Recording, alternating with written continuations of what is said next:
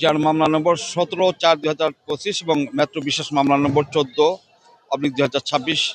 এই মামলায় ঘটনা হচ্ছে যে গুলশানের দুটি flat 11A 11B road number 71 Gulshan Dhaka 1212 eastern হাউজিংয়ের অনুকূলে এই ফ্ল্যাট দুটি অনিয়মের অভিযোগে এটা হস্তান্তরযোগ্য ছিল না।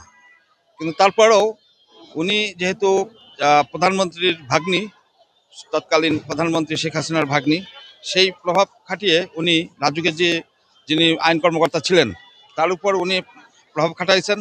খাটিয়ে উনি অবৈধভাবে ওনাকে প্রভাবিত করে ইস্টার্ন হাউজিং লিমিটেড আমক্তার অনুমোদন পূর্বক উনি ফ্ল্যাট বিক্রয়ের অনুমোদন করিয়ে অবৈধ সুবিধা দেওয়া ও নেওয়ার ষড়যন্ত্রের অংশ হিসাবে এই দুটি ফ্ল্যাট উনি বিনামূল্যে গ্রহণ করেন।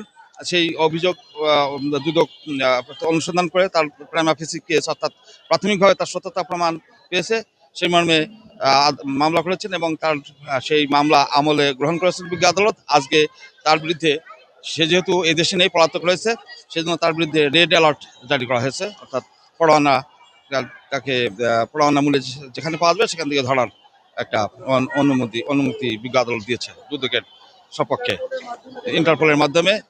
জি